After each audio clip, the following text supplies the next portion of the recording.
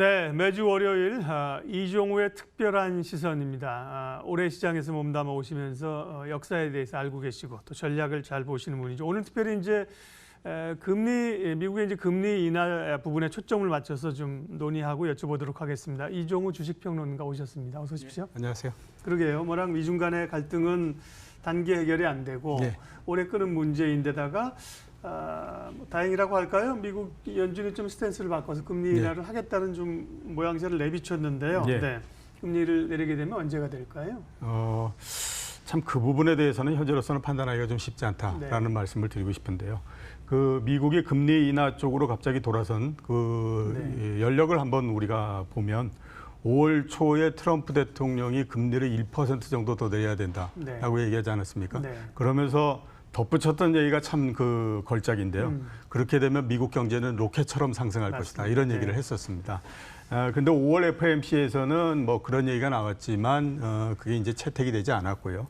그 이후에 6월 달 들면서 갑자기 연준의 기조가 바뀌기 시작을 했었는데 부의장이 1990년대에도 보험성 금리 인하가 있었다라고 얘기를 했고요.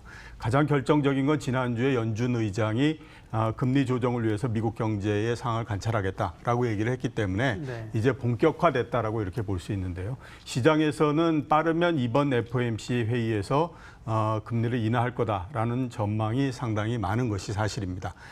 근데 이 금리를 인하하는데 가장 걸림돌이 될 수 있는 부분들은 지금 미국 경제가 금리를 인하할 정도로 나쁘지 않다라고 하는 부분들이 가장 걸림돌이죠.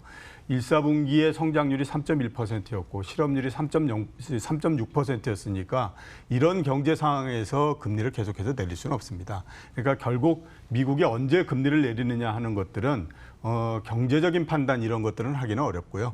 결국 이제 그 정책적인 강도, 정치적인 부분을 포함한 정책적인 강도를 가지고 밀어붙일 수밖에 없는 그런 상태가 됐다라고 봐야 되거든요. 그런 면에서 보게 되면 6월 달에 금리를 인하할 가능성도 상당히 좀 높다라고 말씀을 드릴 수 있죠. 왜냐하면 지금 이미 얘기가 나왔는데 지금 하는 것이 어떻게 생각하면 가장 큰 효과를 볼 수 있지 않습니까? 지금 그랬는데 만약에 6월 달에 금리 인하를 안 한다라고 하게 되면 그 다음의 수수는 45일 후거든요. 그렇기 때문에 아마 이런 부분들을 감안했을 때 6월 달에 이제 그 바짝 이렇게 그 기대가 올라가 있는 상태에서 한 번 정도 할 가능성도 있지 않느냐라는 생각을 좀 갖고 있습니다. 우리나라 한은 스탠스. 한은 같은 경우에는 아마 하반기는 돼야 가능하다라는 생각이 드는데요. 지금 한은이 금리 인하를 하려고 할 때에 가장 걸림돌이 되는 부분은 미국처럼 경제 부분이 아닙니다. 경제 부분은 금리를 인하할 충분한 이유가 된다라고 봐야 되는데 제일 걸림돌이 되는 거는 금리를 인하했을 때 혹시 부동산 가격이 올라가는 거 아니냐라고 하는 것 때문에 제일 걸림돌이 되는 거거든요. 그런 면에서 보면 한국은행의 금리 인하는 미국의 금리 인하보다도 훨씬 더 뒤에 이루어질 가능성이 높고 아마 하반기 그것도 뒤쪽으로 가야 되지 않을까라는 생각을 지금 가지고 있습니다. 선제적으로 금리를 내려서 경기를 부양했던 인물이 바로 앨런 그린스펀입니다. 그런데 앨런 그린스펀이 참 좋은 표현으로 여우처럼 시장 대응을 잘했는데 그런 일부 이제 거품을 만들어냈다는 거에 대해서는 사실 또 좀 비난도 꽤 있더라고요. 지나고 보니까요. 그런데 이제 금리 얘기를 오늘 좀 집중적으로 하겠다고 말씀드렸는데 이미 이제 기대치 이제 연준이 제시하고 있는 기준금리보다 사실 시장금리가 더 빨리 내려가서 실제금리가 이제 아래쪽에 있다는 거 아닙니까? 금리 실제 동향은 어떤지. 그런 면에서 보면 이제 이미 시장에서는 금리 인하에 관한 부분들을 상당히 많이 흡수했다 이렇게 이제 볼 수 있는데요. 우리나라 금리 같은 경우에 그 대표 금리가 3년 만기 국채 수익률, 국고채 수익률이지 않습니까? 1.5% 정도를 지금 기록을 하고 있거든요. 우리나라의 기준 금리가 1.75%니까 이미 한 번 정도 금리를 인하하는 부분들은 시장에 반영됐다라고 봐야 될 것 같고요. 미국의 10년 만기 국채 수익률이 2.08%입니다. 지난주 말에. 지금 기준금리가 2.5% 정도니까 역시 마찬가지로 두 번 정도의 금리 인하는 이미 가격에 다 반영이 돼 있다라고 볼 수 있거든요. 그러니까 그 금리를 인하한다고 하더라도 그렇게 크게 영향을 주거나 그러지 않을 가능성이 있다라고 생각이 돼야 되는데요. 그 금리 인하, 지금 시장 금리를 감안해서 이렇게 금리를 인하하고 그럴 때 과연 이제 그 언제 인하하는 것이 효과적일까라고 보면 물론 단기적으로 봤을 때는 6월 달에 금리를 인하하는 것이 효과적일 수 있다. 이렇게 이게 가격에 영향을 좀 줄 수 있다라고 볼 수 있지만 문제는 뭐냐면 며칠 남지 않았기 때문에요.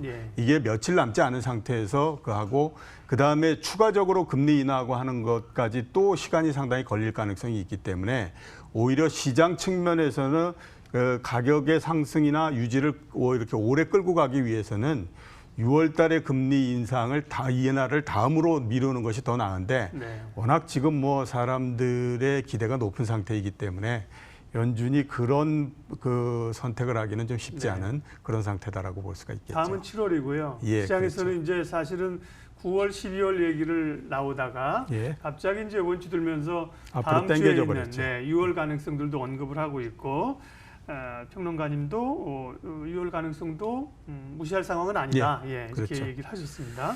그러면 궁금한 사실 언제 내릴지는 그건 모르는 거고 그러면 이제 6월이 됐던 7월이 됐던 9월이 됐던 금리를 미 연준이 내리게 되면 주가가 어떻게 얼마나 오를까? 진짜 오를까? 기대감이 그게 높은 거 아닙니까? 우선 지난주는 주식시장 특히 미국 시장이 내내 올랐죠. 나흘 동안 계속해서 상승을 했고 상승폭이 4% 이렇게 됐으니까 미국 시장 입장에서는 그런 상당히 기대감을 좀 반영한 거죠. 주가 상당히 많이 올랐다라고 볼 수 있고 특히 지난 금요일 날 같은 경우에는 고용 지표가 별로 좋지 않지 않았습니까?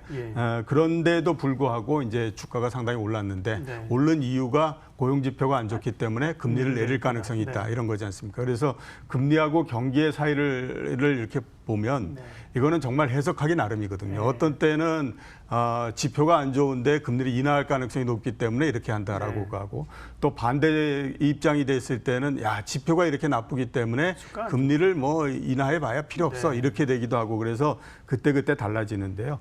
지난주에 미국 주가가 상당히 많이 상승했던 건 이번 금리 인하에 대한 논쟁이 아주 전격적으로 이루어졌기 때문이다라고 볼 수가 있겠죠. 그러니까 그 전에 인하에 대한 얘기가 꾸준히 있었다라고 하게 되면 이렇게 갑자기 반응하지 않았을 텐데 말씀하셨던 것처럼 올해 4분기 정도에 금리를 인하할 거다라고 생각을 했었는데 갑자기 그게 땡겨져 버리는 형태가 되지 않았습니까? 그렇게 되다 보니까 이제 시장이 많이 반응을 했다라고 이렇게 볼 수가 있고 이 덕에 우리나라 주식 시장도 2020에서부터 2080까지 올라오는 그런 부분이 됐습니다. 자, 근데 앞으로를 한번 보게 되면요. 금리를 인하하는 것이 꼭 주가의 상승을 가지고 오는 건 아닙니다. 자, 그래프 한번 보시게 되면요. 이 그래프가 2011년 6월 달서부터 2016년도까지 9번의 우리나라 금리를 인하할 때 모양입니다. 경기가 안 좋기 때문에 금리를 계속해서 인하하는 형태 정책을 폈거든요. 금리 인하를 제일 처음에 할 때에 우리나라 종합주가지수가 얼마였냐면 2040포인트 정도였고요.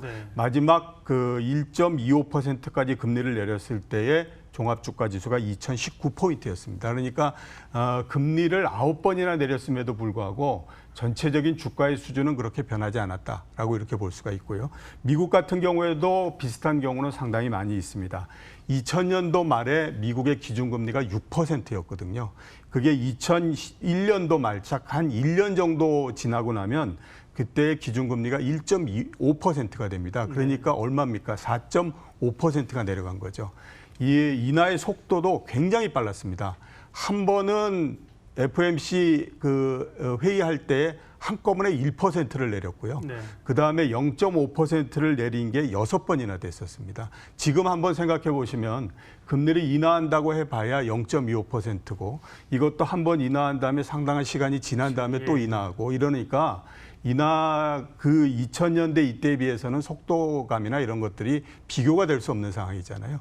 근데 이 당시에 미국의 주식시장을 보면 나스닥 지가가 2200에서부터 맨 마지막에 1.5%까지 내려갈 때 1950포인트가 됐습니다. 그러니까 금리를 인하한다고 해서 주가가 꼭 올라가는 건 아니다라고 봐야 될 것 같고요. 근데 이제 지금 이 금리 인하에 대해서 시장이 크게 반응을 하는 거는 지난 10년 동안 주식시장이 금리에 의해서 움직였기 때문에 그렇습니다. 근데 10년 동안 움직일 때는 경기가 어느 정도 뒷받침이 됐기 때문이다라고 봐야 되거든요. 그래서 이번 같은 경우에 금리 인하의 요인이 경기 둔화 때문이다라고 얘기하게 되면 그 효과는 그렇게 일단 그렇게 크게 가거나 그러기는 좀 어렵다라고 봐야 되겠죠. 예. 그런 면에서 이번에 금리를 인하한다고 하더라도 금리를 인하하는 시점까지, 그러니까 만약에 19일 날 인하한다라고 하면 19일 날까지, 그리고 그 이후에는 조금 뭐 상황이 안 좋고 이런 형태가 될 가능성이 높고, 그다음에 금리 인하에 따른 상승 이런 것들도 장기적으로 봤을 때는 지난 10년에 못 미친다, 이렇게 볼 수가 있을 것 같습니다. 사실 비빌 언덕이 별로 없기 때문에 거기에 기대감이 큰데 예. 흥분할 필요는 없다고 말씀. 그러니까 어떻게 보면 이제 기대감으로 오를 수 있는 거잖아요. 예, 그렇죠. 그러니까 말씀하신 것처럼 실제 금리를 쭉 내려가는 구간은 아니더라도 그 이전까지 내릴 수 있다는 기대감이 올리는 거잖아요. 예. 그런 측면에서의 어떤 단기적인 상승은 좀 가능하지 않을까요? 예, 그렇죠. 예, 예. 그런 면에서 그 단기적인 상승이 예, 예, 가능하고요. 예. 그런 부분에서 한번 보면 만약에 6월 달에 금리 인하를 미국이 한다라고 네. 하게 되면 그 즈음까지 미국 시장이나 이런 것들이 나쁘지 않을 거로 네. 그렇게 보이고요. 우리나라 시장 역시 2100포인트나 이런 것들을 회복하는 거는 그렇게 어렵지 않을 거다라는 생각이 듭니다. 근데 문제는 이제 앞으로 금리를 이번 한 번으로서 끝난다라고 하면 이거는 그냥 일회성이기 때문에 별다른 의미가 없고요. 앞으로 계속해서 금리를 인하하는 그런 것들이 연속이 돼야만 되지 않습니까? 네. 그러고 그런 가정하에서 이제 그 가격이 움직일 수 있는 그런 부분들이 되는데, 그거가 연속되지 않는다라고 하면 가격의 상승이나 이런 것들은 그렇게 오래 지속되기가 좀 어렵다라고 봐야 되겠죠. 근데 앞에서 제가 말씀드렸던 것처럼 지금 미국의 경제 성장률이 굉장히 높지 않습니까? 예. 이런 상태에서는 연속적으로 이 금리의 인하를 가져가기는 어렵고요. 대신에 2분기 성장률이 지금 시장에서 예측하는 걸로 미국의 성장률이 1.3% 정도입니다. 네. 그러면 조금 속도가 빨라질 가능성이 있는데, 그렇게 되면 문제는 뭐냐면 이제 경기가 나빠졌기 때문이다라고 해서 그 부분이 또 상충되는 거기 때문에 그 양쪽의 관계가 서로 맞물리는 거거든요. 그래서 앞에 말씀드렸던 것처럼 이번 금리 인하는 과거만큼의 효과는 가져오기가 어렵지만 일단 2100포인트 종합주가지수 거기까지 끌어올리는 데는 역할을 할 수 있다라고 보입니다. 네. 근데 뭐 2100이래 봐야 지금 2080이거든요. 예, 얼마 안 남았죠? 좀 올라온 바가 있죠, 사실. 예, 예, 2000선에 이제 올라온 바가 있고요.